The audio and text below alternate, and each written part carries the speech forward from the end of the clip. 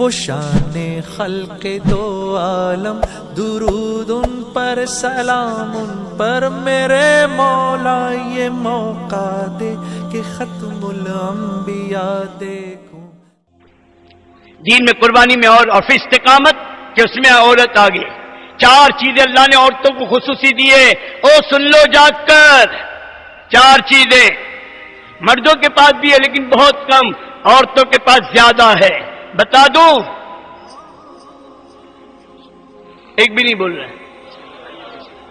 ارے ادھر والے بول رہے ہیں، ان کو بتا دوں گا، بعد میں پوچھ لینا کہ ادھر والے بھی بول رہے ہیں۔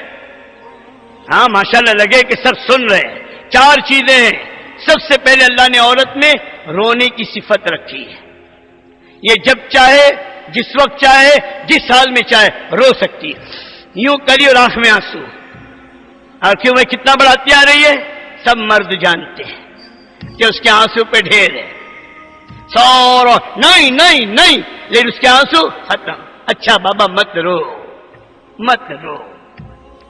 اب یہ رونے کا رخ بدل جائے، آج اپنے مطالبوں کے لیے رو رہی، آج اپنے مسائل کے لیے رو رہی، کل اگر اس کا رونا امت کی ہدایت کے لیے ہوگا، خدا کی قسم اس کے آنسو انسانیت کی ہدایت کا ذریعہ بنے گے۔ ایک اللہ نے عورت میں بولنے کی صفت رکھی ہے۔ کیوں بھائی؟ آپ ایک عورت گھر کے دروازے پہ کھڑی ہے، ایک عورت گھر کے اندر ہے، اندر والی کے لیے آپا اندر آ جاؤ نا، کہ آپا فرصت نہیں ہے، بالکل بہت کام ہے، اور وہیں کھڑے رہ کے 1.5 گھنٹے سے بات ہو رہی ہے۔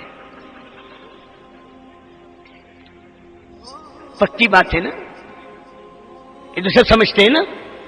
اب یہ عورت کے بولنے کا رخ اگر صحیح ہو جائے، آج مخلوق کو بول رہی ہے، چیزوں کو بول رہی ہے، کپڑوں کو بول رہی ہے، سینڈل کو بول رہی ہے، نہ جانے پورے گاؤں کی برائیاں کر رہی ہے۔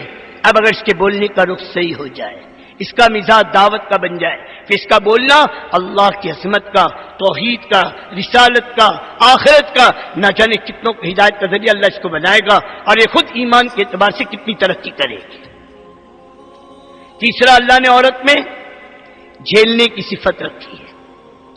جھیلنا ساری تکلیف، ایک بار نکاح کا بول بول کے کسی کے گھر میں آ گئی، چاہے اپنے گھر میں رانی کی طرح رہی تھی، اب یہاں پہ نوکرانی کی طرح رہ رہی ہے، اس کے لیے جینا آسان ہے، سب جھیل جائے گی۔ گھر سے پھر اس کا جنازہ ہی نکلتا ہے، جھیل گئے۔ اب اس کا جھیلنا اللہ کے دین کے لیے ہوگا، ساری تکلیف برداشت کرے گی، پھر اپنے شوہر سے کہے گی، اے میرے شوہر ہم سوکھے ٹکڑے کھا لیں گے، اے میرے شوہر ہم مرغی پال کے انڈے بیچ کے گھر چلا لیں گے، چٹنی روٹی کھائیں گے، کسی کے آگے ہاتھ نہیں پھیلائیں گے، آپ ہماری فکر نہ کرو، آپ اللہ کے دین کا کام کرو۔ پوچھو بیٹی فاطمہ سے، ارے گھر کا فاقہ کیوں ہے؟ یہ نمازیں بھوک سے کیوں بل بلا رہے ہیں؟ کہ میرا علی، میرا شوہر اللہ کے راستے میں ہے، تو اسے روکتی کیوں نہیں؟ کہا مجھے خاتون جنت کا خطاب اسی پر ملا ہے کہ میں نے نہ کبھی اپنے باپ کو روکا اور نہ میں نے کبھی اپنے شوہر کو روکا، اللہ کے دین کے تقاضے سے۔ کہ ہمارا حال کہ جس حال میں زندگی گزر جائے گی، کوئی مطالبہ نہیں، کوئی مطالبہ نہیں۔ اگر عورت کے مزاج دین کا بنے گا، خدا کی قسم اپنے مرد کو عالمی تقاضوں کے لیے تیار کرے گی کہ اب ہماری فکر نہ کرو۔ کتنی عورتیں ہیں جب دعوت میں لگی، اپنے مردوں کو اپنے گلے کے ہاتھ، اپنے ہاتھوں کی بنگڑیاں، ماں باپ کی طرف سے دی ہوئی چیزیں دے کر کہا جاؤ یہ کس دن کے لیے ہے، یہ اللہ کے دین سے بڑھ کر نہیں ہے، اسے اللہ کی راہ میں اسے خرچ، اسے بیچو اور اللہ کی راہ میں جاؤ۔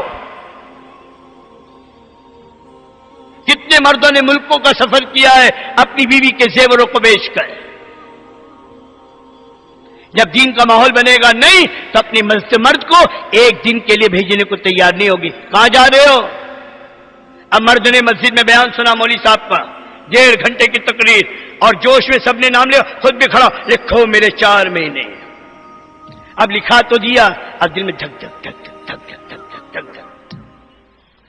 اب گھر میں جا رہا ہے، سوچ رہا ہے کیا بولوں، کیسے بولوں، کیسے بولوں۔ اب گھر میں جا کر بہت محبت سے کہتا ہے اپنی مسجد میں جماعت آئی ہے، تو بیوی میں کیا کروں؟ ارے سن تو صحیح، کیا بیان کیا انہوں نے، کیا قربانی کی باتیں کی۔ پھر وہ میں نے کیا تو آپ نے کیا کہ میں نے بھی نام لکھا دیا۔ اچھا، سارے محلے کے تبلیغ والے مر گئے، تم ہی بچ گئے تھے؟ اور پھر اگر اس نے یوں کہا لاؤ میرا برقع، میں چلی ماں کے گھر، یہ لو منے، یہ لو منیوں کی فوج، یہ مرغی، یہ بکریاں، یہ بھینس، سب لے جاؤ، کرو تبلیغ، چلی میں ماں کے گھر۔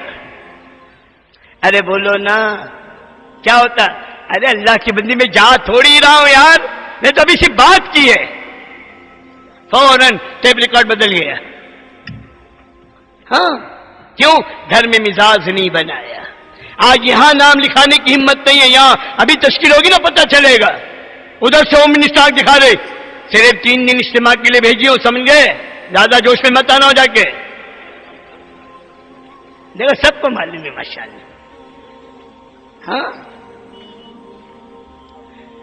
ارے بیٹھ جاؤ بھائی، بیٹھ جاؤ بھائی، ان کو بٹھا دو تھوڑی دیر، تو کوئی تقاضا ہو فوری تو جانے دو۔ سمجھ میں کیا عرض کر رہا تھا؟ یہ مستورات، عورت کا مزاج اگر بنا یہ جھیلنے کی، سب جھیلے گی، سب صحابہ کی عورتوں کو دیکھو سب جھیلے گی، گھر میں کچھ نہیں، کوئی رونا نہیں۔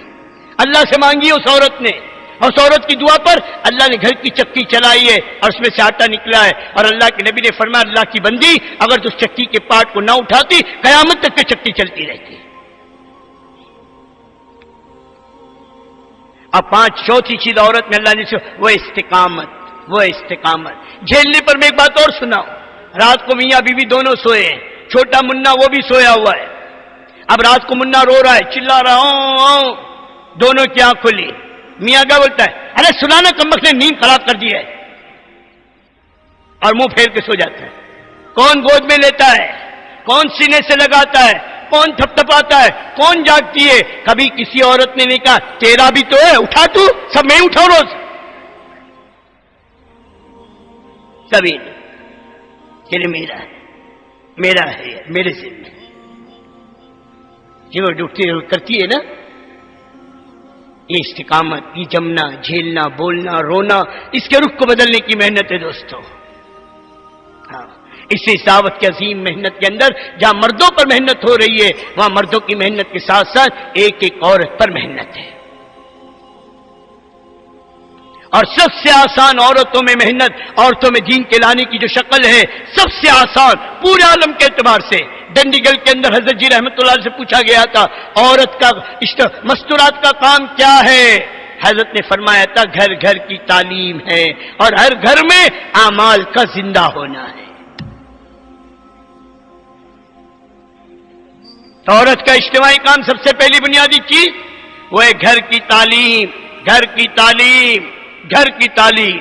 یہ فضائل اعمال کی تعلیم میں نور ہی نور ہے۔ اللہ کے نبی کے ایک حدیث میں اتنا نور ہے ساری دنیا کے انسانوں کو بانٹا جائے تب بھی نور کم نہ ہو۔ یہ فضائل کی تعلیم، یہ گھروں کی بے دینی کو دور کرنے کا اور گھروں میں دین لانے کا سب سے بڑا نسخہ ہے۔